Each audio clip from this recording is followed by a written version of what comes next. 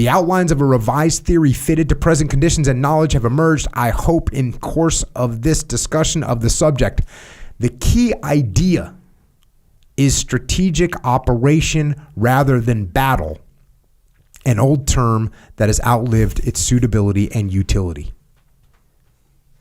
So get rid of this whole idea of battle. Battles may still occur, but should not be regarded as the aim itself. To repeat an earlier conclusion that was strikingly vindicated in World War II, quote, the true aim is not so much to seek battle as to seek a strategic situation so advantageous that it does not of itself produce the decision, that if it does not of itself produce the decision, its continuation by a battle is sure to achieve this. That's what we're looking for. And have your opponent recognize that before the battle takes place. Optimally, yes. Optimally, they go, you know what, we don't even have a chance. If they don't recognize it, cool. You're in such a good position that it doesn't matter anyways, and the battle's over very quickly. Yeah. I mean, I'm writing things down. I mean, just the things inside what he just said. How about just the first thing of the comment about study is designed to modify conclusions? Not to validate your conclusions. Like, I'm going to go do research, and I'm going to literally just overlook and bypass anything that doesn't align with what I already think I know. I'm just like, that's not convenient, so I'm going to skip that. So I'm going to study so I can find information to reinforce what I already know. He's like, no, I'm doing the study to figure out what I thought that's actually wrong, to modify my conclusions. The inherent humility in that approach is I'm going to study to find out where I'm wrong. How hard that actually is to do. And then he used the air staff as an example, and of course, you know, the air staff is a thing that didn't even exist, and now it's this thing where the counterculture, they're the opposing view of, hey, we need to look at these things differently, and then how quickly they solidified around their new approach and became the inflexible, rigid. We are going to stick to these conclusions. We're going to stay to these. We are not going to change our viewpoint of this, and how quickly that process happens too. Human beings do not like change. No. They really don't. And they really like to dig into whatever they got a hold of. When they got a hold of something, they hang on to it. Totally. It's like trying to pry a toy. It's like a little freaking kid, a 3-year-old with a rattle. You know what I'm saying? They got that rattle. Go and try and take that away from them. Why is that? It's a human instinct to hang on to what you got. And you see the general staff after 32 years of military service and 150 years of combined military service between these 3-4 generals. And they have that new rattle that they got a hold of, and they won't let go of it. Yeah. And they're going to kick and scream. It's disturbing.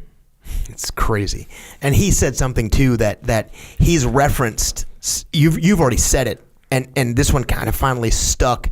Is he's making the connection to leadership. He's not talking about Clausewitz so much. He keeps saying about his students, his disciples, the influence he had on a generation of leaders, and the tragedy that was created by that, based on Clausewitz's influence over people. And he's made the allusion too, like, that really wasn't his intent. It wasn't his intent. Oh, he definitely, last podcast, he definitely pointed out that was not his intent. Totally. But the power, for better or for worse, the power of that leadership. And if you have disciples, and you've said this over and over again, and again, I don't remember the exact quote, but the uneducated disciples are more dangerous than the enemy. And to just blindly follow the language or the words of the leader and just try to go implement them without truly understanding the context and then the evolving application of that to the world that they're going to be in. I put from those 2 pages, just pulling out those things, how critical those things are. Can you fathom the freaking groupthink that's going on? Check it out.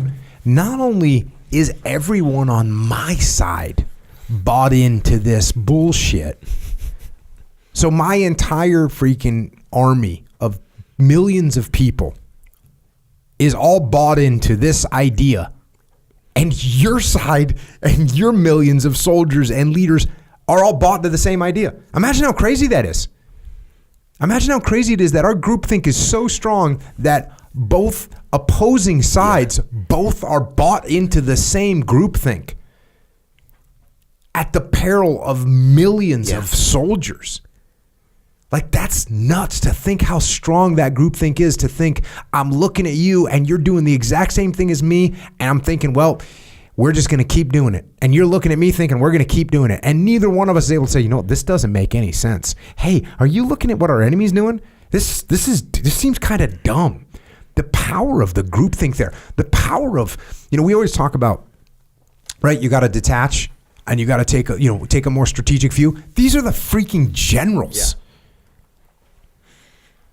On both sides at the same time. At the same time, wrapped up in the identical groupthink when they are getting a daily dose of reality.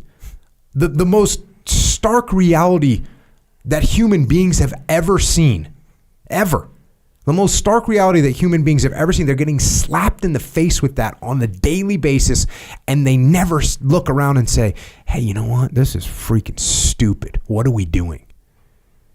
This is the sickest groupthink fathomable.